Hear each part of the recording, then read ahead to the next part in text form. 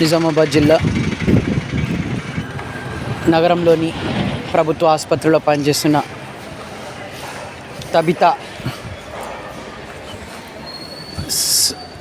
Staff nurse road ప్రమాదంలో మృతి చెందడంతో ప్రభుత్వ ఆసుపత్రిలో ఈరోజు ఆమెకు ఘనంగా నివాళులర్పించారు. ఆమె ఆత్మ శాంతి కలగాలని తోటి స్నేహితులు, సిబ్బంది అందరూ కలిసి ఆమెకు ఘన నివాళులు అర్పించారు.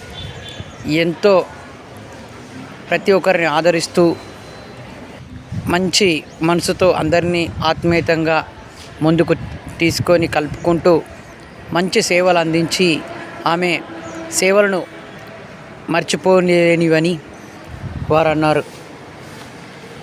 మా మధ్యన లేకపోవడంతో మేము చాలా బాధాకరంగా ఉందని వారు అన్నారు. పేదలంటే ప్రభుత్వ ఆసుపత్రికి వచ్చే వారికి వైద్య సేవలు ఆమె ముందుండి అన్ని తానై సహకారాలు అందిస్తున్నటువంటి తబస్సు ఈరోజు చనిపోవడం చాలా దురదృష్టకరమని వారు అన్నారు. అందరం ఈరోజు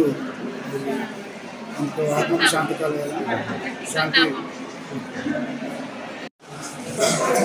నర్సింగ్ ఆఫీసర్ 2015లో ఇక్కడ నిజామాబాద్ గవర్నమెంట్ జనరల్ హాస్పిటల్లో ఇక్కడ కాంట్రాక్ట్ బేసిస్ కింద ఇక్కడ నర్సింగ్ ఆఫీసర్గా 5-6 సంవత్సరాలు ఇక్కడ చేసింది.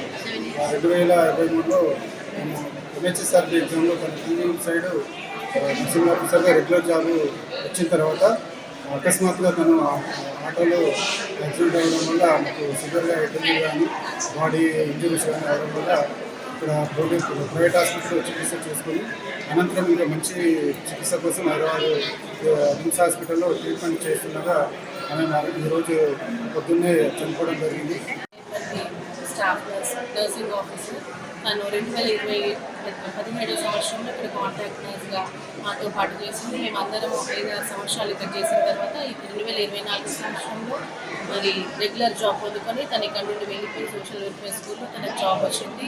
తర్వాత ఈ సంవత్సరం అంతా తను ఎంతగానో కష్టపడి తన వృత్తిలో ముందుకు సాగుతూ ఉండగా మరి జనవరి 1వ రోజున మరి జనవరి 1st రోజు తనకు యాక్సిడెంట్ జరిగి తను చికిత్స పెద్ద యాక్సిడెంట్ అవ్వడం వల్ల ఇక్కడ నిజామాబాద్ హాస్పిటల్లో తన యొక్క చికిత్స పొందుకుంటుంది. ఇక్కడ నుండి ఇంకా ఫర్దర్గా వెళ్ళడానికి తను హైదరాబాద్ నిమ్స్ హాస్పిటల్కి వెళ్ళిందని విన్నాము. మరి తను కోలుకుంటుందని మేము ఎంతో ఎదురు చూసాము, కానీ మరి తను కోలుకోకుండా ఈరోజు ఉదయాన్నే మరణించిందని మేము ఇంత వార్తలను చూసి మేము ఎంతో బాధపడతా ఉంటున్నాము.